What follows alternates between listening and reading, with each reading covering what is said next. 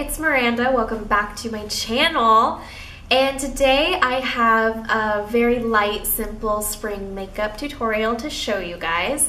Disclaimer, I don't consider myself a beauty guru by any means. I know that there's so much hard work and dedication that goes into it. I just like playing with makeup and I like doing everyday natural looks. And so I thought, in the spirit of spring finally starting to arrive, with all the allergens in the air, clearly I'm still extremely stuffed up, I thought it'd be really fun to just show you guys a really natural spring makeup look. So keep watching and I hope you enjoy. I'm starting out with absolutely no makeup on my face. I've already prepped my skin using some micellar water. Wow.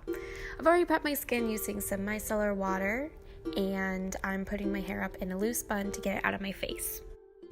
I like applying some chapstick before I do any face makeup, just to keep the lips moisturized throughout my routine. Now I'm using my Beauty 360 Illuminating Daily Moisturizer. This has SPF 15 in it. I always like using a moisturizer with some sunscreen in it, especially for the daytime because your girl is pale. And this is the CVS brand, so it's completely drugstore friendly and not too expensive. Next, we're going to go in with some foundation. I am using the Fenty Beauty Pro Filter Foundation, and this is in the shade 120.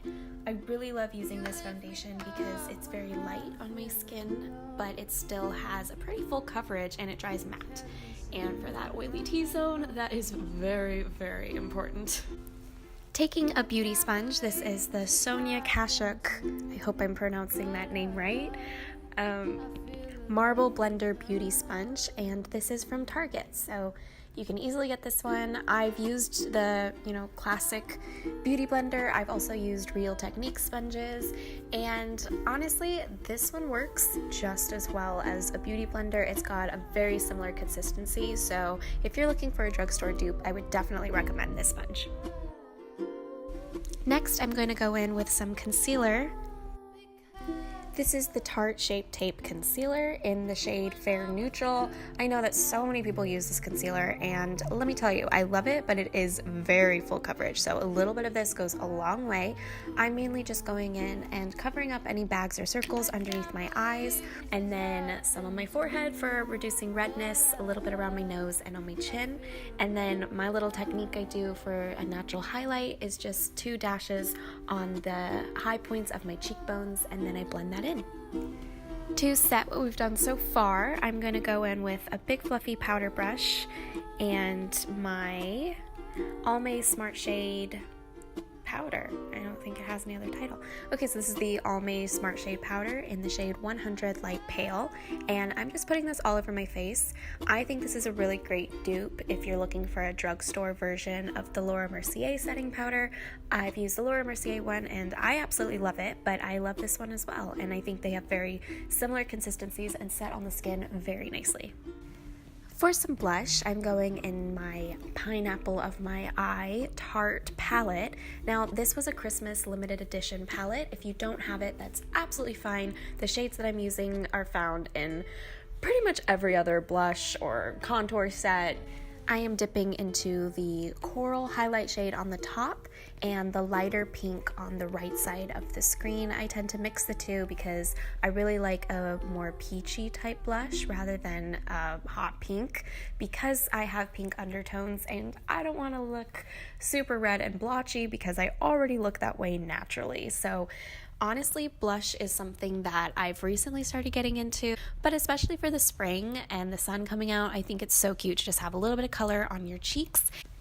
For eyeshadow, I'm only taking one shade in this palette because, again, I know it's a limited edition palette, and I'm going in with a very burnt orange color. It's a shade you can find in a lot of other palettes, and honestly, if you just have a light brown, that'll work as well.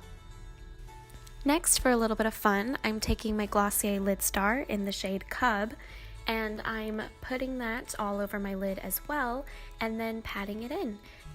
For brows, I'm just using a NYX brow pencil.